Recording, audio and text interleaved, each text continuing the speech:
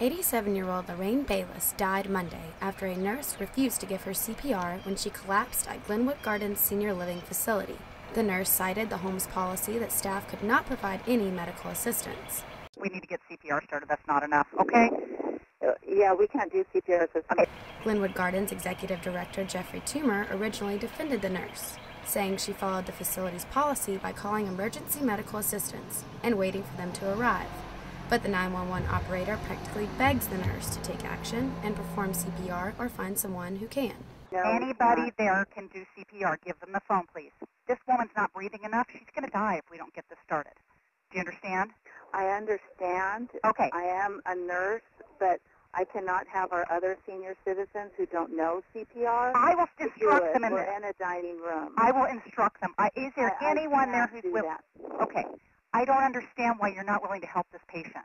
I am. Okay, great. Then I'll walk you through it all. EMS takes the liability for this, Colleen.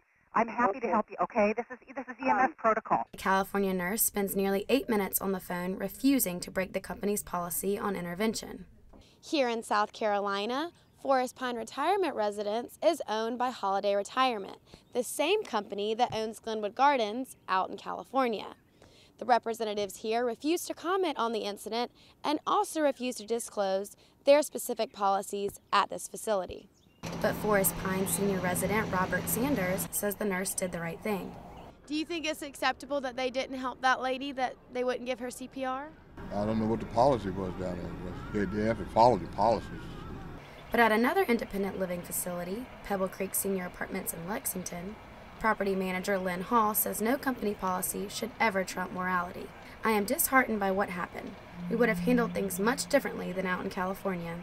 At our facility, we would do everything we could to keep our residents alive. Although letting someone die in front of you may seem criminal to some, attorney Jay Bender says the nurse did nothing wrong. I can't fault the nurse at all. The law can't force you to intervene to try to save someone's life. The law can say if you do it, you have to use your best efforts.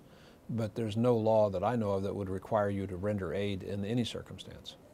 Initially, Glenwood's representatives defended the nurse, but after the 911 call received national attention and outrage, the company released a statement Tuesday saying the nurse had misinterpreted the company's policy. Well, if you were the public relations director for that company, what would you say? I think that the nurse probably understood the policy correctly and probably followed the policy, and the company is shucking and jiving, trying to get out from under a cloud. Bayless's family says she was listed on the Do Not Resuscitate list at Glenwood, and life-prolonging intervention was not what the 87-year-old wanted.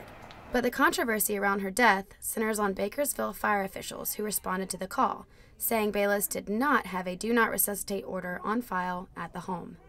Stephanie Ziti, Carolina News.